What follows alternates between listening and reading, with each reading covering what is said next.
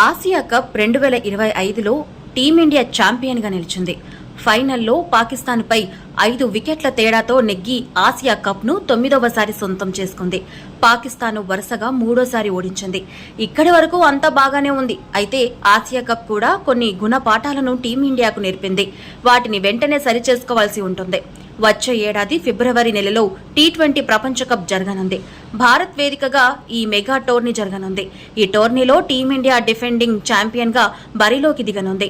Australia, England, South Africa, New Zealand లాంటి జట్లు కూడా టీ20 ప్రపంచ కప్ రేస్ లో ఉంటాయి. నిజానికి చెప్పాలంటే ఆసియా కప్ గెలవడానికే టీమిండియా కింద మీద పడుతుంది.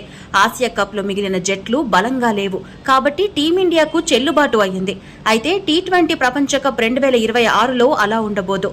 పోటీ తీవ్రంగా ఉంటుంది. ఆసియా కప్ ఆటతో టీ20 ప్రపంచ కప్ ను గెలుచుకోవాలంటే మాత్రం కప్పు గురించి మర్చిపోతేనే మంచిది. ముఖ్యంగా ఆసియా కప్ జట్టులో 2 ప్లేయర్లు పేలవ ప్రదర్శన చేశారు. కెప్టెన్, వైస్ కెప్టెన్లుగా ఉన్న సూర్యకుమార్ యాదవ్, శుభమన్ గిల్లు పేలన ప్రదర్శన చేశారు. కెప్టెన్సీ బాధ్యతలు తీసుకున్న నాటి నుంచి సూర్యకుమార్ యాదవ్ సరిగ్గా ఆడింది లేదు. ఇక రికమెండేషన్ కోటాలో ఆసియా కప్ జట్టులోకి ఎంట్రీ ఇచ్చిన గిల్ కూడా పేలవ ప్రదర్శన చేశాడు. శుభ్మాన్ గిల్ ఆసియా కప్ 2025లో 7 ఇన్నింగ్స్ లో కేవలం 127 పరుగులు మాత్రమే చేశాడు. అత్యధిక స్కోర్ 47, సగటు 21.16, స్ట్రైక్ రేట్ 151. ఓపెనర్ గా వస్తూ ఈ గుణాంకాలు నమోదు చేయడం అంటే పేలవ ఆట తీరకు నిదర్శనం.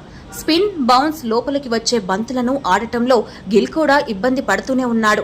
గిల్ కోసం సంజు తన ఓపెనింగ్ స్థానాన్ని వదులుకున్నాడు. గిల్ బదులు సంజు ఓపెనింగ్ చేసినా బాగుండేదనే వాదన వినిపిస్తోంది. ఇక కెప్టెన్ సూర్యకుమార్ యాదవ్ గురించి ఎంత తక్కువగా చెప్పుకుంటే అంత మంచిది. ఆసియా కప్ గ్రూప్ దశలో జరిగిన 2 మ్యాచ్ల్లోనూ రాణించాడు. పాకిస్తాన్తో జరిగిన గ్రూప్ మ్యాచ్లో 47 పరుగులతో అజేయంగా నిలిచాడు. అయితే సూపర్ 4 నుంచి అతడి గాడి తప్పింది.